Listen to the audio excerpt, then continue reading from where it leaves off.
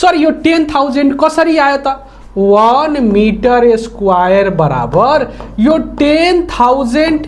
CM square कसरी आयो sir मलाई यो बुझाउनुस् बाँकीमा बुझिहाल्छु ल त्यसो भए यो बुझ्नको लागि तपाईलाई यो कुरो थाहा हुनु पर्छ 1 मिटरमा कति 100 सिएम हुन्छ भन्नाले 100 सिएम बराबर 1 मिटर पढेका छौं कहाँ त युनिट अफ लेन्थमा हो यो भन्दा पहिलाको भिडियोमा पढिसकेका छौं भनेको 1 मिटरमा कति हुन्छ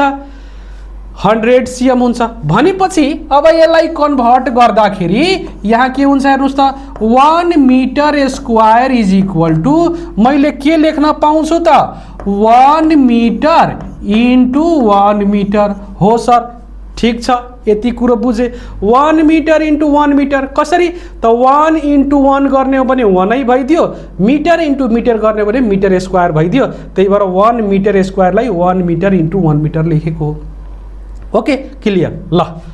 अब त्यसो भए सर अब भन्नुस् त अब कतिपयले त गरिसक्छ समस्या छैन ल अब 1 मिटर बराबर कति भइदियो त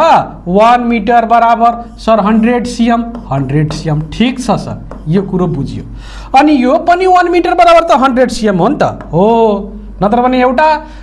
1 मिटर बराबर 100 सिएम र अर्को 1 मिटर बराबर 1000 सिएम त हुँदैन अथवा 10 सिएम त हुँदैन दुईटै एउटै हो भने एउटै हुनु पर्यो भनेको यो कति भइदियो त 1 अनि दुईटा 0 अनि सिएम ल भनेपछि कति आयो त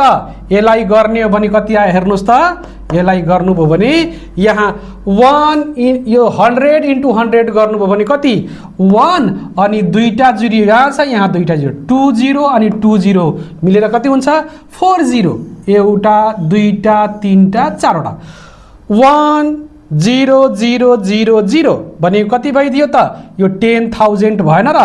10,000 अनि सिएम इन्टु सिएम कति भइदियो त सिएम स्क्वायर भनेको 1 metre square is equal to यो